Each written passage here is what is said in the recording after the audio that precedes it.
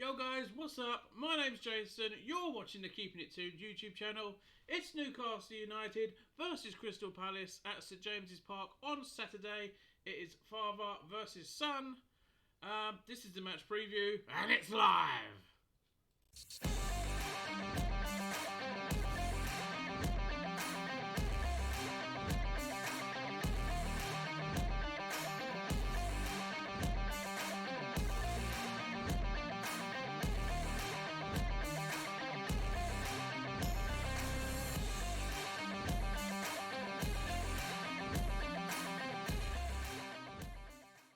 Good morning everybody, I hope you are all well. Welcome into the channel, welcome to the match preview. Before we kick things off, if you enjoy the video, if you enjoy the content, do feel free to leave a thumbs up. And also subscribe to the channel if you are new. Hit the notification bell as well so you never miss a video from me in the future. The moment I go live or the moment that I post a video, you will automatically be notified about that. It's all free to do. Also leave your comments down below. I interact with everybody that does, so feel free to leave those comments if you agree with what I'm saying or if you want to change things up on what I've said, basically on you know, the team lineup or the score predictions and all that. Do leave those in the comments. Also, there in the description down below there are links to all of my socials, so you can join the Discord server and chat with everybody over there about Newcastle or any other teams or whatever you want to talk about. You can also join the Facebook group. The link is there. You can also follow me on Twitter. The Twitter handle is there. There is also there a PayPal link as well if you wished to donate. It's entirely up to you. I'm not forcing you to. But yeah, other than that, let's get straight into the preview. And thank you to everyone that has subscribed and supported the channel so far in this journey towards 300. So thank you to everybody for that. But other than that, enough rambling on. We've come here for the preview. It's father versus son, as my dad is a Crystal Palace fan. So let's get on with the preview.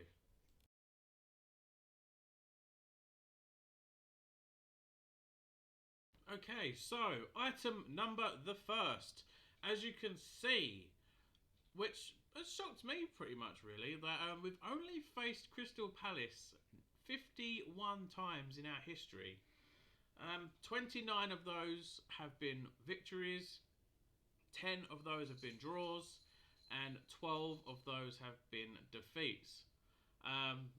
For once, I'm actually going to be positive about that, and going by that history record, we have a very good chance. The odds are hugely in our favour, I believe.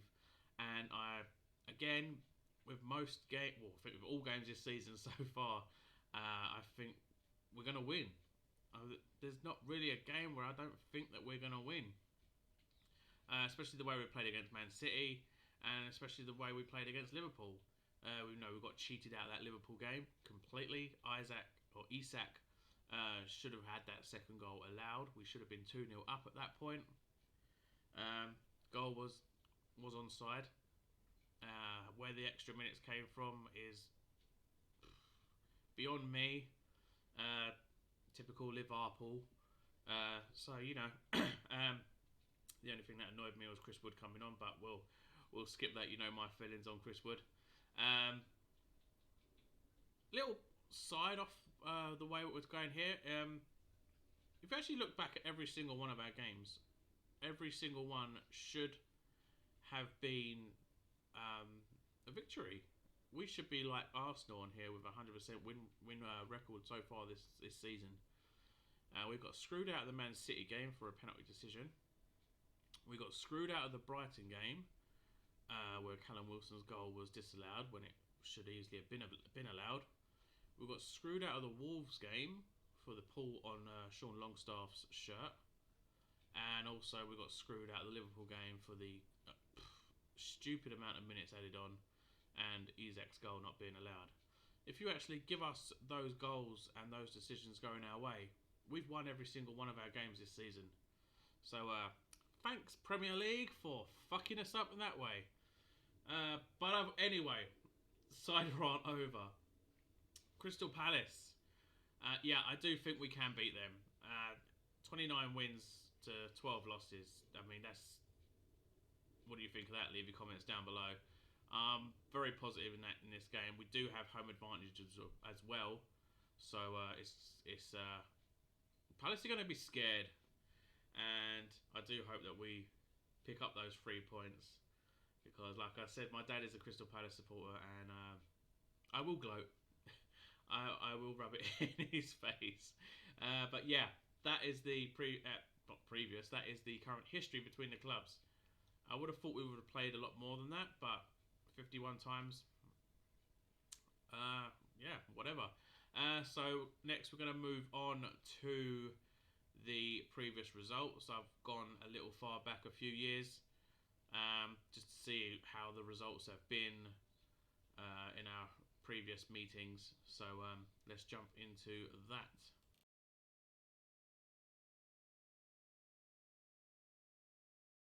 Right, so previous meetings. I've gone back as far as the 30th of April 2016.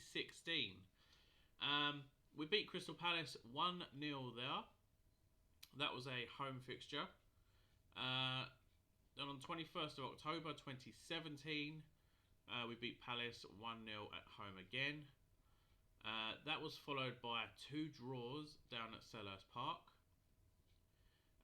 We lost on the 6th of April, 1-0 to Palace at St James's Park. That was followed by a 1-0 victory. Then we did suffer another defeat on the 22nd of February, 1-0 at Selhurst Park. Then we won down at Selhurst Park, 2-0. Our last loss against Palace was on the 2nd of February 2021.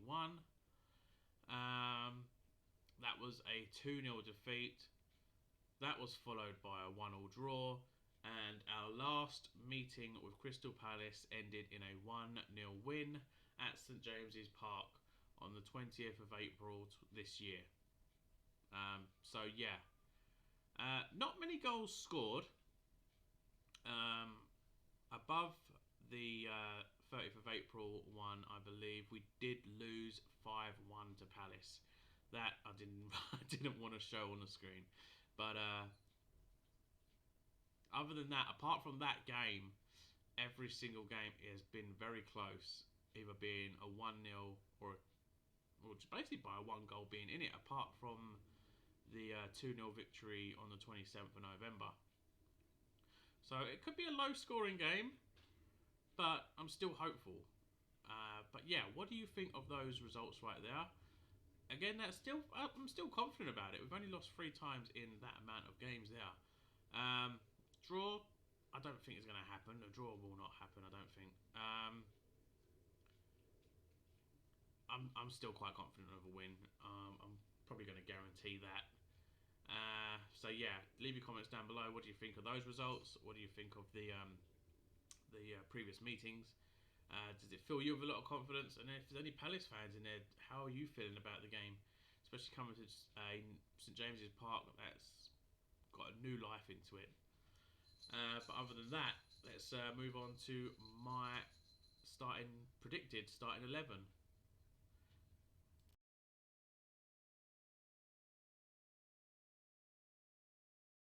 And so there you go. Nick Pope in goal. Obviously, Dubravka's fucked off to Man United to rot on their bench. So whatever with him. Nick Pope is the new number 1. He'll probably stay the number 1 because Darlow and Gillespie shouldn't even be at the club, but Darlow will be the backup. I mean, Darlow is good, but he hogs onto the ball too much. He doesn't release it quick enough. But that aside, Pope starts in goal for me. On the left, Matt Targett, obvious choice. My rant in the Liverpool preview was stop using Dan Burn as a left back. We have Targett, we have Lewis, we have Dummett to fill those spots if needed. So Targett left back for me. In the middle, we have Botman and Shah. obvious choice again. Lascelles, decent backup. Fernandez has gone out on loan. I do wish him the best of luck. I really rated Fernandez really highly. I did like seeing him play. He had a good defensive mind on him. He knew how to control his area. So all the best to Federico for that. But otherwise, Botman, Shah, they're the two centre pairings there for me. And then on the right, obviously, it has to be Kieran Trippier. Now, into the midfield. This is, well, it may shock you, it may not. It's how I'm feeling about it. Joe Linton obviously keeps his spot. He's got to be the first name on the team sheet, regardless of anyone else. On the other side, providing he is fit after his little niggle, I'm going for Bruno. I think Eddie said that the lads that were hamstring injured, apart from Shelvey and Kraft, it's very short term. So we could see Bruno back in the side for Palace. So I'm going Joe Linton and Bruno there, and tucked in behind them, I do rate Joe Willock. I do rate him, but this is a great game to give Anderson a lot of minutes here. So I would put Elliot Anderson in and see what he can do for the 90, or just give him an hour maybe, or 75 minutes, and let's see what he can do in a Premier League game. And I think Palace would be the great team to test him out on. So I will go with Elliot Anderson in there to complete the midfield three. Now up top, I think ASM is going to be back as well. So we can pretty much field a fully strengthened side. ASM on the left, Miggy on the right, and our new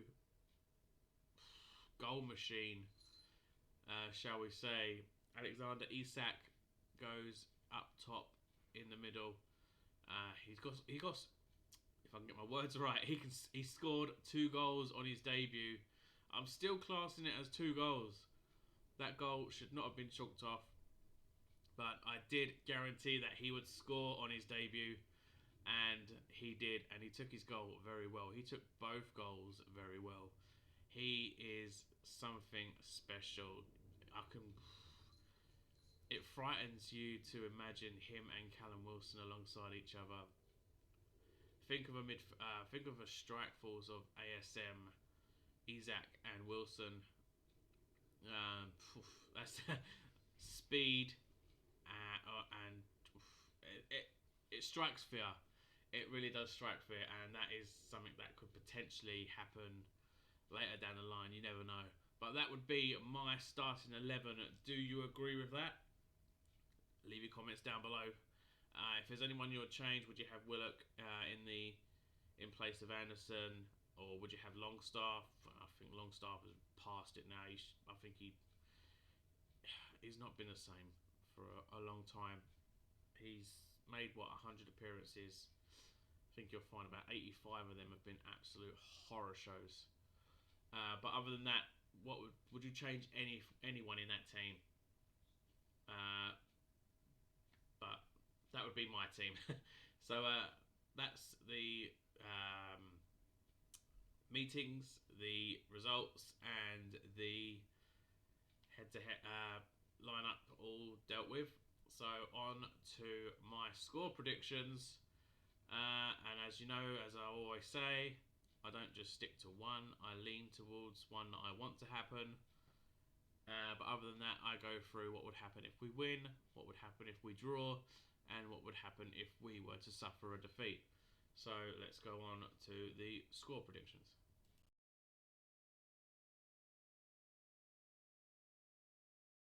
Okay, so we're going to kick things off with the win prediction, and that is also the result that I'm leaning more towards. If Newcastle was to beat Crystal Palace on Saturday, I'm going to go for a 2-0 victory. My goal scorer for the game will be a double from Alexander Isak. What a player he is. What a game he had against Liverpool until useless Chris Wood came on. I do feel he will grab both goals providing he plays. So that is the win prediction for that. Moving on to the draw. If we were to draw, I'm going to go with a 1-1 draw. I don't see a draw happening, but if it worst comes to worst, it will be a draw. Then it'll be a 1-1 for me. And if worst comes to worst, and we were to suffer a defeat, I'd probably go for maybe a 2-1 defeat if that were to happen, or maybe even a 1-0 defeat. I've said it first, so I'm going to go 2-1 defeat if we were to lose to Palace. I don't see it happening. I'm leaning more towards a win. What do you guys think? Leave your comments down below. Don't just give one result. Leave a win result. What would happen if we were to draw? And if worse came to worse and we were to lose, what would be your result for that as well? Other than that, I think that is everything covered. Also, take a look at this beaut of a new and improved Sinclair Award trophy. Yes, the trophy has been made. There it is in all of its glory. There are 3 people already that will be winning this very, very soon. I will be finally recording those videos, and Thor will return. You can guarantee that. Thor is definitely on his way. He's had a very long holiday, so it's about time he returned, and I think everybody will enjoy that. So, other than that, guys, do take care. That is the preview. Leave a thumbs up, subscribe, hit the notification bell. Links to all socials in the description down below. Share the video with everybody. Hashtag give smaller channels a chance. Away the tune. I mean, we're going to win this. We're going to win this. Guys, take care, and I will see you in the next video. Catch you laters.